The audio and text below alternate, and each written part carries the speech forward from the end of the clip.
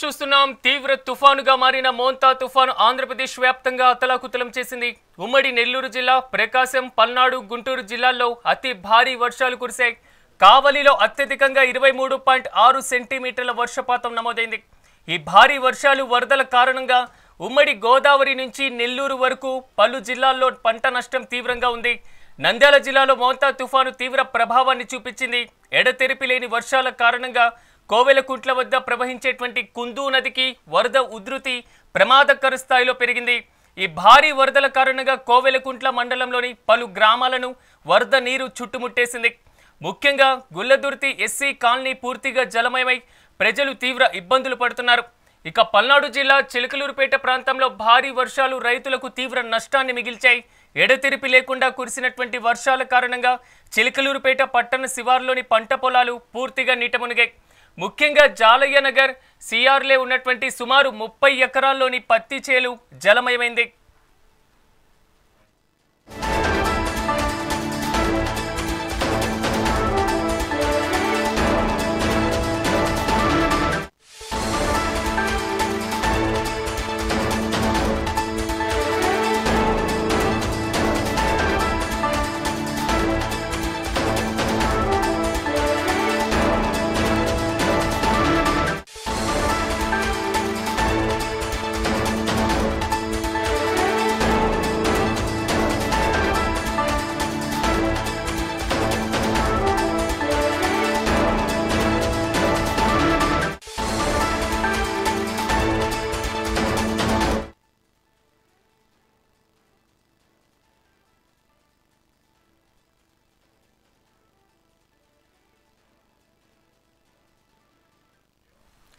తీవ్ర తుఫానుగా మారింది మోంతా తుఫాను. ఆంధ్రప్రదేశ్ వ్యాప్తంగా భారీ వర్షాలు నమోదవుతున్నాయి. ఉమ్మడి నెల్లూరు, ప్రకాశం, పల్నాడు, గుంటూరు జిల్లాల్లో అతి భారీ వర్షాలు నమోదవుతున్నటువంటి పరిస్థితి కనబడుతుంది.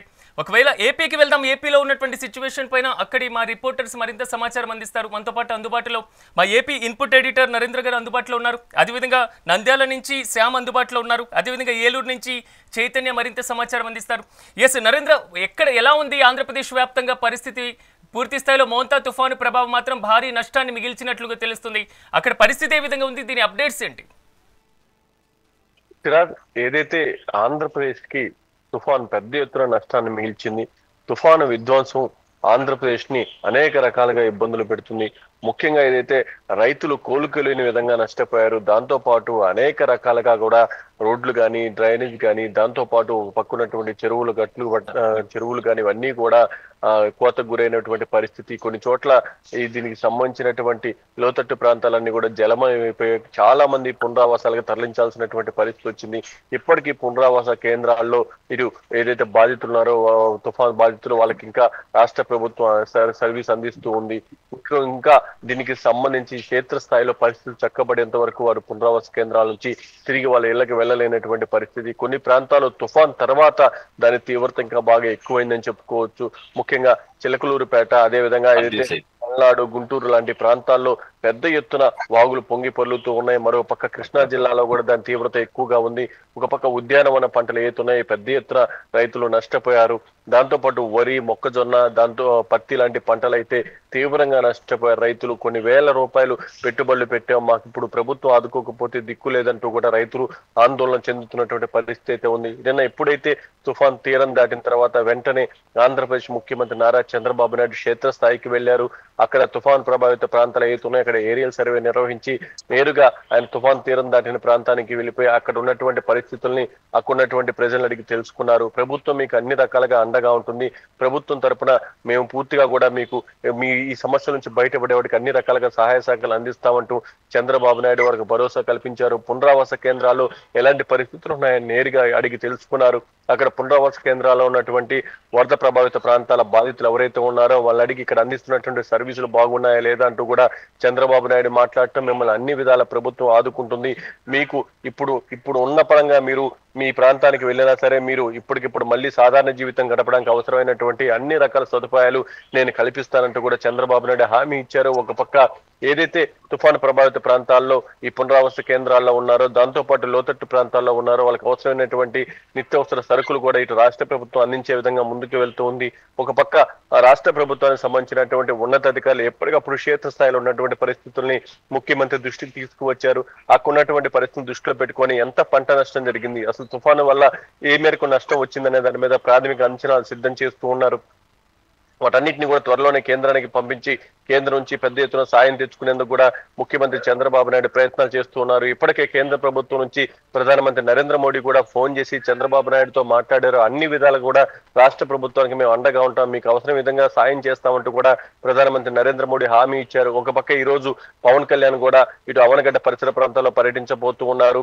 ఏదైతే తుఫాను తీరం దాటక ముందు ఆంధ్రప్రదేశ్ సచివాలయంలో ఆర్టీజీఎస్ సెంటర్ నుంచి ముఖ్యమంత్రి చంద్రబాబు నాయుడు, పవన్ కళ్యాణ్, అదేవిధంగా మంత్రి నారాయణకు సంబంధించిన శాఖల మంత్రులు కీలకంగా ఉన్న వారంతా కూడా అక్కడ నుంచి సమీక్ష నిర్వహించి ఎప్పటికప్పుడు కింది స్థాయిలో ఉన్నటువంటి అధికారులకు ఆదేశాలు జారీ చేశారు. ఇప్పుడు తుఫాను తీరం దాటి తుఫాను ప్రభావం తగ్గిన తర్వాత వాళ్ళంతా కూడా క్షేత్రస్థాయికి వెళ్తున్నారు.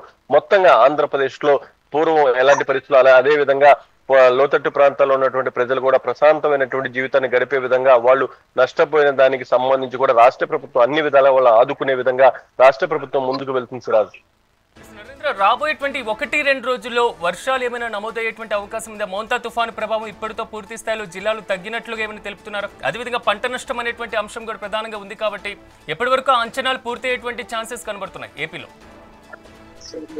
సిరాజ్, ఈ రోజు ఉదయం నుంచే రాష్ట్రంలో చాలా ప్రాంతాల్లో వర్షం లేదు, చాలా చోట్ల మండు టెండలు కాస్తూ ఉన్నాయి. ఒక పక్క సడన్ గా వాతావరణం కూడా మారిపోయిందని చెప్పుకోవచ్చు. ఎందుకంటే నిన్న ఈ టయానికి పెద్ద ఎత్తున ఈదురు గాలులు వర్షంతో రాష్ట్రం అంతా కూడా అతలాకుతలం అయిపోయినటువంటి పరిస్థితి. కానీ ఈ రోజు ఉదయం నుంచే పెద్ద ఎత్తున ఎండ కాస్తూ ఉంది. చాలా చోట్ల కూడా అసలు వాతావరణం పూర్తిగా మారిపోయింది. అయినప్పటికీ లోతట్టు ప్రాంతాల్లో ఇంకా చాలా చోట్ల నీళ్లు ఉన్నాయి. ముఖ్యంగా పొలాల్లో పంట పొలాలు కూడా నీటితో నిండిపోయాయి. చాలా చోట్ల పంట పొలాల్లో నీరు ఎక్కువ కాలం నిల్వ ఉండటం వల్ల వేసినటువంటి పంటలన్నీ కూడా నష్టపోయేటువంటి పరిస్థితి ఉంది. కొన్ని ప్రాంతాలు అయితే ఏదైతే అరటి తోటలు కానీ లేకుంటే మీ ఇతర తోటలు ఏతున్నాయో వాటికి సంబంధించి కూడా పెద్ద ఎత్తున గాలికి నష్టపోయినటువంటి పరిస్థితి. అక్కడ కూడా రైతులు దానికి తగిన విధంగా వాటిని సరి చేసుకునేటువంటి ప్రయత్నాలు చేస్తున్నారు. రాష్ట్ర ప్రభుత్వం కూడా వీలైనంత వరకు సహాయ సహకారాలు అందించింది. నిన్న ఎప్పుడైతే తుఫాన్ తీరం దాటేటువంటి సమయంలో పెద్ద ఎత్తున ఈదురు గాలి వీచి ముఖ్యంగా రోడ్ల మీద చెట్లన్నీ కూడా కూలిపోయినటువంటి పరిస్థితి. కొంత పాత భవనాలు కూడా కొన్ని దెబ్బతిన్నాయి. అదేవిధంగా కొన్ని చోట్ల ఇళ్లు కూడా కొన్ని దెబ్బతింటంతో వాటన్నిటిని కూడా ఎప్పటికప్పుడు అక్కడ ఉన్నటువంటి ఎన్డీఆర్ఎఫ్ టీమ్స్ కానీ ఎస్డీఆర్ఎఫ్ టీమ్స్ కానీ వాళ్ళంతా కూడా సహాయ సహకారాలు అందించి పరిస్థితిని చక్కబెట్టేందుకు అన్ని రకాల కూడా ప్రయత్నాలు చేశారు. నిన్న మనం చూసాం, ముఖ్యంగా అవనగడ్డ పరిసర ప్రాంతాల్లో అయితే అరటి తోటలన్నీ కూడా పడిపోయినటువంటి పరిస్థితి. రైతులు మమ్మల్ని ఇప్పుడు ప్రభుత్వం ఆదుకోకపోతే ఇక మాకు దిక్కే లేదంటూ కూడా బాధపడుతూ ఉన్నారు. దగ్గర 4.5 లక్షల ఎకరాల్లో పంట నష్టం జరిగిందనేది రాష్ట్ర ప్రభుత్వం అయితే మొన్న ప్రాథమికంగా తెలిసినటువంటి ఒక క్లారిటీకి అయితే వచ్చింది. పూర్తి స్థాయిలో అధికారులు కూడా వాటికి సంబంధించి లెక్కలు తీసుకొని ఏ పంట ఎక్కడ ఏ స్థాయిలో నష్టపోయారు, దానివల్ల ఎంత మేరకు నష్టం వాటిల్లింది, వాళ్ళని ఏ విధంగా ఆదుకోవాలనే దాని మీద కూడా రాష్ట్ర ప్రభుత్వం ఫోకస్ పెడుతుంది. మొత్తంగా ఆంధ్రప్రదేశ్ కి అయితే ఈ తుఫాన్ పెద్ద ఎత్తున నష్టాన్ని మిగిల్చిందని చెప్పుకోవచ్చు. సిరాజ్, మీరు చెప్పినట్లుగా ఏపీ వ్యాప్తంగా భారీ నష్టం మాత్రం ఈ తుఫాన్ మిగిల్చిందని చెప్పుకోవాలి. మీరు అందుబాటులో ఉండండి, ఒకసారి మనం నంద్యాల వెళ్దాం. నంద్యాలలో ఉన్నటువంటి పరిస్థితిని అక్కడ మనం ఉన్నటువంటి ప్రతినిధి శ్యామ్ అందిస్తారు. శ్యామ్, చెప్పండి, అక్కడ ఏ విధంగా ఉంది సిచ్యువేషన్? వర్షాభావ పరిస్థితులు ఇంకా కొనసాగుతున్నాయా? అక్కడ ప్రజల యొక్క అభిప్రాయం ఏంటి? ప్రభుత్వం ఎలాంటి సౌకర్యాలు కల్పించడం జరిగింది?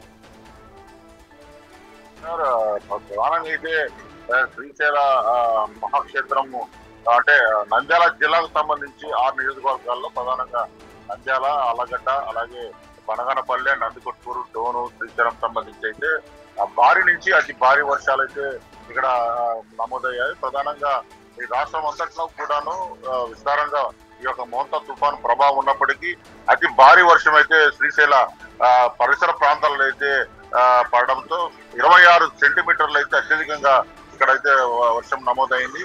ఈ నల్లమల అటవీ ప్రాంతం అంతా కూడాను ఈ నంద్యాల జిల్లా అంతా కూడాను ఎక్కువ శాతం నల్లమల అటవీ ప్రాంతం ఉండడంతో ఈ యొక్క నల్లమల అటవీ ప్రాంతం అంతా కూడా జోరుగా వర్షం కురడంతో ఆ యొక్క వర్షం వచ్చిన తర్వాత ఆ యొక్క నీరు జాలువారుతూ ఆయా అంటే వాగులు, వంకలు, అలాగే ఈ చెరువులు మొత్తం కూడాను పెద్ద ఎత్తున నిండిపోయి ఆ నీళ్లు అయితే దాని ద్వారా గండ్లు పడిన పరిస్థితి కూడా ఇక్కడ ఏర్పడింది. ప్రధానంగా నంద్యాల జిల్లాకు సంబంధించి అయితే నంద్యాల లోతట్టు ప్రాంతాలన్నీ కూడా జలమైపోయాయి. అలాగే ఇక్కడ కుందు నది చామకాలకు సంబంధించి ఈ యొక్క అంటే ఈ నదులు విపరీతంగా ప్రవహించడంతో ఈ వాగులు వంకలన్నీ కూడా ఆ నదుల్లో ప్రవహించడము, ఆ యొక్క లోతట్టు ప్రాంతాలన్నీ కూడా ఈ జలమయం అయిపోవడంతో ఇక్కడ అంటే అధికారులు అప్రమత్తం అయిపోయి శ్రీశైలం సంబంధించి అలాగే అంటే డివైడ్ చేసుకున్న అధికారులు అయితే ఆయా ప్రదేశాలకు ఎక్కడైతే అంటే ఈ వర్షంతో ఎక్కువ ఇబ్బంది పడుతున్న ప్రాంతాలను అయితే అధికారులు డివైడ్ చేసుకొని రాజకుమారి అంటే కలెక్టర్ రాజకుమారి కానీ అలాగే ఎస్పీ సునీల్ శరణ్ సంబంధించి అలాగే ఇక్కడ అంటే ఇక్కడ కమిషనర్ శేషన్న ఈ అందరూ కూడాను పెద్ద ఎత్తున అయితే అధికారులు అప్రమత్తమై ఆ లోతట్టు ప్రాంతం సంబంధించి అయితే ఆ యొక్క సహాయ చర్యలు అయితే చేసేందుకు కూడా అప్రమత్తమయ్యారు. ప్రధానంగా ఈ యొక్క ఆలగడ్డ ప్రాంతంలో అయితే రుద్రవరం, ఆలమూరు, కందుకూరు ప్రాంతాల్లో అయితే విపరీతంగా ఈ యొక్క అంటే ఈ వరద ప్రవాహం ఎక్కువగా ఉండడంతో రాకపోకలు అయితే పూర్తిగా స్తంభించిపోయిన అంటే పరిసర ప్రాంతాలన్నీ కూడాను లోతట్టు ప్రాంతాలన్నీ జలమయం అయిపోయి ఈ యొక్క రాకపోకలు స్తంభించడంతో ఇక అంటే పోలీసు వాళ్ళు కూడా అప్రమత్తం అయిపోయి ఆ ప్రదేశాలకు ఎవరు వెళ్లకుండా ముందుగానే జాగ్రత్త పడడంతో చాలా వరకు కూడాను నష్టం ఇక్కడైతే వాటిల్లకుండా పోలీసులు అయితే అరికట్టిన పరిస్థితుంది. అంతేకాకుండా ఈ యొక్క అంటే ఈ రుద్రవనం ఆ ప్రాంతాల్లో అయితే కోవెలకుంట ఆ ప్రాంతాలు మొత్తం కూడా ఎస్సీ కాలనీ ఆ యొక్క ప్రాంతాల్లో పూర్తిగా ఈ ఇల్లులన్నీ జలమయం అయిపోయాయి. దాంతో పాటుగా సహాయ చర్యలు అందించేందుకు కూడా చాలా ఇబ్బంది పడిన పరిస్థితి. ప్రాంతంలో అయితే ఈ భవనాసి అలాగే సిద్ధాపురం చెరువు అలుగు వద్ద అయితే ఈ యొక్క గండిపడే పరిస్థితి అయితే ఇక్కడ నెలకొంది. ఇక్కడ స్థానికంగా అయితే బుడ్డా రాజశేఖర రెడ్డి అలాగే ఇక్కడ జాయింట్ కలెక్టర్ కార్తీక్ కూడా ఈ యొక్క డిఎస్పీ రామాంజనాయుడు సంబంధించి కూడా ఇక్కడ అంటే పర్యవేక్షించి ప్రమాదాలు జరగకుండా అయితే ముందుగా అప్రమత్తమయ్యారు. ప్రధానంగా ఈ యొక్క వరదరాజు సంబంధించిన ప్రాజెక్టు అంటే గండిపడే ప్రాంతమై ఉండగా 2 గేట్లను వదలడం ద్వారా ఆ వరద నీరు కూడా ప్రవహించడంతో ఈ కొత్తపల్లి మండలం అంతా కూడా 20 గ్రామాలన్నీ కూడాను నీడ మునిగి స్తంభించిపోయిన పరిస్థితి ఉంది. ఇటు కొత్తపల్లి నుంచి ఇటు ఆత్మకూరుకి వెళ్లే రహదారి మొత్తము కూడా వరద ప్రవాహములో చిక్కుకుపోవడము, పంటలు అలాగే మునిగిపోవడము, మొక్కజొన్న పంట అంటే ఆత్మకూరు యార్డు సంబంధించి అయితే మార్కెట్ యార్డ్ లో 400 బస్తాలకు సంబంధించి మొక్కజొన్న కోతకు కోసుకొని ఆడబెట్టుకున్న ఆ యొక్క మొక్కజొన్న పంట మొత్తం కూడా నీటి పాలైపోయింది. అలాగే వరి నారు కూడా చేతికొచ్చే పంట మొత్తం కూడా కొలాప్స్ అయిపోయి లవో దిబ్బం అంటూ ఆహాకారం చేస్తూ వీళ్ళ రోదన అయితే ఇక్కడ పెద్ద ఎత్తున రైతులు అయితే రోధించిన పరిస్థితి ఉంది. మేము అండగా ఉన్నాము, స్థానిక ఎమ్మెల్యే బుడ్డా రాజశేఖర రెడ్డి అయితే మేము అండగా ఉన్నాము, పంట నష్టాన్ని జిల్లా వ్యాప్తంగా అక్కడ జరుగుతున్నటువంటి పరిస్థితి దీనికి సంబంధించి ప్రభుత్వం కల్పిస్తున్నటువంటి చర్యలు కూడా ఉన్నటువంటి నేపథ్యంలో ఒకసారి ఏలూరు వెళ్దాం. ఏలూరు మనతో పాటు చైతన్య అందుబాటులో ఉన్నారు. చైతన్య చెప్పండి, అక్కడ పునరావాస కేంద్రాల్లో సదుపాయాలు ఉన్నాయా? పునరావాస కేంద్రాల్లో ఉన్నటువంటి ప్రజలు ఏమంటున్నారు? జిల్లా వ్యాప్తంగా ఉన్నటువంటి పరిస్థితి ఏ విధంగా ఉంది? అంటే చిరాజ్ అయితే ఉమ్మడి పశ్చిమ గోదావరి జిల్లా కూడా మొత్తం అంతా కూడా మోంతా తుఫాన్ అయితే తీవ్రంగా కూడా ప్రభావం చూపిందని చెప్పుకోవచ్చు. అయితే అంత ముందుగా చెప్పుకున్నట్టుగా కాకినాడ ఇటు అలాగే యానం మధ్యలో అయితే తీరం దాటుతాను అంటున్నారు. అయితే మోంతా తుఫాన్ అయితే అనుకున్న రీతిగా తీరం ఇటు దిశ మార్చుకొని ఇటు పక్క నరసాపురంను ఈ మొగల్తూరు యానము అంతర్వీధి అటుపక్క అయితే తీరం దాటిన పరిస్థితి ఉంది. అయితే తీరం దాటేటప్పుడు అయితే ఇటు భారీ ఎదురుగాలతో అయితే మొత్తం అంతా కూడా ఇటు పంటకి రైతాంగాలకైతే తీవ్ర నష్టం అయితే చేకూర్చింది. అయితే దీనికి సంబంధించి ఇటు పాలకొల్లు కానివ్వండి, మొగల్తూరు, కనకాయలంక, పెనుమకలంక అంటే నరసాపురం మండలం, మొగల్తూరు మండలం అలాగే పాలకొల్లు ఇవన్నీ కూడా అరటి తోటలు, వరి, తమలపాకు తోటలు ఇవన్నీ కూడా తీవ్ర నష్టం అంటే నీట మునిగిన పరిస్థితి అయితే ఉంది. దీనికి సంబంధించి గత 3 రోజుల నుంచి కూడా ప్రభుత్వం అయితే నిర్విరామంగా కూడా అధికారులు అలాగే ప్రజాప్రతినిధులు వాళ్ళందరూ కూడా ఇక్కడైతే దానికి సంబంధించి వరదగా ఎవరైతే దాంట్లో చిక్కుకున్నారో వారందరిని కూడా తీసుకెళ్లిన పరిస్థితి ఉంది. అయితే ఉమ్మడి జిల్లా వ్యాప్తంగా కూడా అంటే ఏలూరు జిల్లాకు సంబంధించి 99 పునరావాస కేంద్రాలను అయితే రెడీ చేశారు. అలాగే పశ్చిమ గోదావరి జిల్లాకు సంబంధించి 40 కేంద్రాలను అయితే చేశారు. మొత్తం మీద చూసుకుంటే ఇటు 130 వరకు కూడా పునరావాస కేంద్రాలను అయితే రెడీ చేసిన పరిస్థితి ఉంది. ఇక్కడికైతే ప్రజాప్రతినిధులు ఆ నియోజకవర్గంలో ఎవరైతే ఎమ్మెల్యేలు ఉన్నారో అలాగే ఇన్ఛార్జి మినిస్టర్తో ఉదయం నుంచి సాయంత్రం వరకు కూడా స్వయంగా వారే దగ్గరుండి ఇటు టిఫిన్ దగ్గర నుంచి మధ్యాహ్నం భోజనం, సాయంత్రం డిన్నర్, మధ్యాహ్నం స్నాక్స్ వరకు కూడా మొత్తం అంతా కూడా వారికి చూసే పరిస్థితి అయితే ఉంది. అలాగే పునరావాస కేంద్రాల్లో ఉన్న వారికి ఎవరైతే ఇల్లు పాక్షికంగా కొంతమంది దెబ్బతిన్నా అలాగే పూర్తిగా ధ్వంసమైన పరిస్థితి అయితే ఉంది. వారందరికీ కూడా వీరు వెళ్ళిపోయేటప్పుడు అంటే నిన్న సాయంత్రం వారందరూ కూడా ఇళ్లకు వెళ్ళేటప్పుడైతే పునరావాస కేంద్రాల నుంచి వెళ్ళేటప్పుడు కుటుంబానికి 3,000 రూపాయలు, అలాగే కుటుంబానికి 10 కేజీల బియ్యం బస్తా, బంగాళదుంపలు, ఉల్లిపాయలు, కేజీ పామాయిల్ ప్యాకెట్, అలాగే కందిపప్పును కూడా మొత్తం ప్రభుత్వం ఇటు వారికైతే సరఫరా చేసిన పరిస్థితి అయితే ఉంది. అలాగే ఈ పంట నష్టం ఏదైతే వాటిల్లో ఈ రోజు ఉదయం నుంచి అంటే నిన్న సాయంత్రం నుంచి కూడా అధికారులు అయితే ఈ పంట నష్టాన్ని అయితే అంచనా వేసే పరిస్థితిలో ఉన్నారు. అయితే పంట ఏదైతే ఇటు పశ్చిమ గోదావరి జిల్లా అంటేనే అగ్రికల్చర్ కి సంబంధించింది, అలాగే ఆక్వా హబ్ కి సంబంధించింది. అలాగే దీనికి సంబంధించి అగ్రికల్చర్ ఏదైతే వరి పంట, మొక్కజొన్న, తమలపాకు, అరటి తోటలు ఉన్నాయో, నీట మునిగిన ప్రాంతాలు ఏమైతే ఉన్నాయో రైతులందరూ కూడా తీవ్ర ఆవేదన వ్యక్తం చేస్తున్నారు. అంటే తడిసిపోయిన ధాన్యాన్ని కూడా కొనుగోలు చేయాలని చెప్తున్నారు. అంటే దీనికి సంబంధించి సివిల్ సప్లైస్ మంత్రి అయితే నాదెండ్ల మనోహర్ అయితే నిన్నైతే దాన్ని మొత్తం ఎవరైతే మిల్లర్స్ ఉంటారో మిల్లర్స్ అందరికి కూడా ప్రభుత్వం నుంచి ఆదేశాలు జారీ చేసాం, 48 గంటల్లో వారికైతే అకౌంట్ లో డబ్బులు పడిపోయేటట్టు కూడా చేస్తానని నాదెండ్ల మనోహర్ అయితే చెప్పారు. నాదెండ్ల మనోహర్ స్వయంగా ఉంగుటూరు నియోజకవర్గంలో, అలాగే దెందులూరు నియోజకవర్గంలో, కైకలూరు నియోజకవర్గంలో పొలాలన్నింటినీ కూడా పరిశీలించిన పరిస్థితి ఉంది.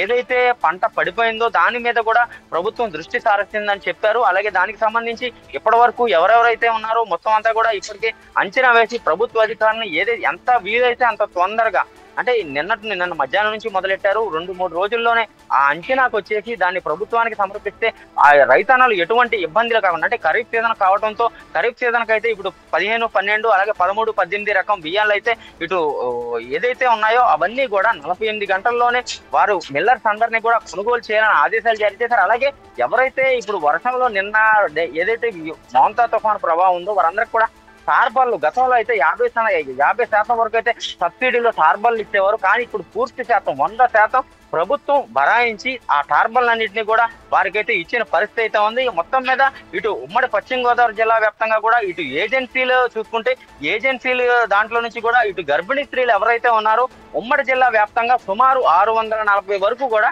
గర్భిణీ స్త్రీలను అయితే పిహెచ్సి సెంటర్లకు అయితే ఇటు ఈ అంగన్వాడీ వర్కర్స్ కానీ ఆశా వర్కర్స్ కానీ తరలించిన పరిస్థితి అయితే ఉంది. అలాగే ఉమ్మడి జిల్లా వ్యాప్తంగా సుమారు ఇటు చెట్లు అయితే రహదారులు వెంబడి ఏదైతే చెట్లు ఉంటాయో సుమారు 100 వరకు కూడా చెట్లు అయితే పడిపోయిన పరిస్థితి అయితే ఉంది. అలాగే ఉమ్మడి జిల్లా వ్యాప్తంగా సుమారు 60 నుంచి 70 వరకు కూడా కరెంటు స్తంభాలు అయితే పడిపోయినాయి. వాటిలన్నింటినీ కూడా వితిన్ అవర్స్ అంటే ఇక పడిపోయిన 2-3 గంటల్లోనే వాటిలన్నింటినీ కూడా రెక్టిఫై చేసి మళ్ళీ రీకన్స్ట్రక్ట్ చేసి విద్యుత్తును ఇచ్చిన పరిస్థితి ఉంది. ఏదైతే మోంతా తుఫాను ప్రభావం తీరం దాటేటప్పుడు ఉందో తీరం దాటేటప్పుడు ఆ గంట ఈదురుగాలు ఏదైతే వీచినో ఈదురుగాలు వీచే సమయం తప్పనించి మిగతా సమయం అంతా కూడా ఎక్కడ అవాంఛనీయ సంఘటనలు జరిగినా చెట్లు పడిపోయినప్పటికీ కరెంటు స్తంభాలు పడిపోయినప్పటికీ వాటి వెంటనే గంటల వ్యవధిలో బాగు చేయాలని చెప్పి ఇప్పటికే సీఎం చంద్రబాబు నాయుడు అయితే ఆదేశాలు జారీ చేశారు.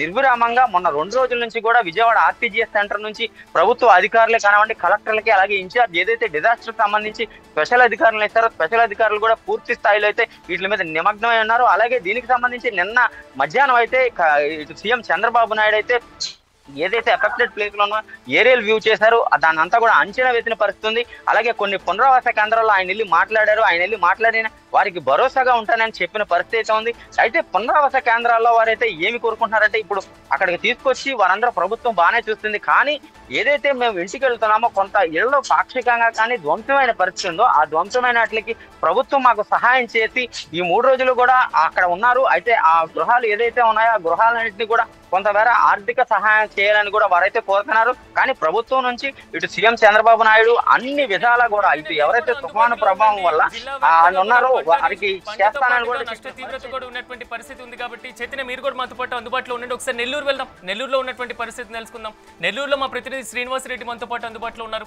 శ్రీనివాసరెడ్డి చెప్పండి, లోతట్టు ప్రాంతాలలో ఇప్పటికే రహదారులు కూడా ధ్వంసమైనటువంటి పరిస్థితి కనబడుతుంది.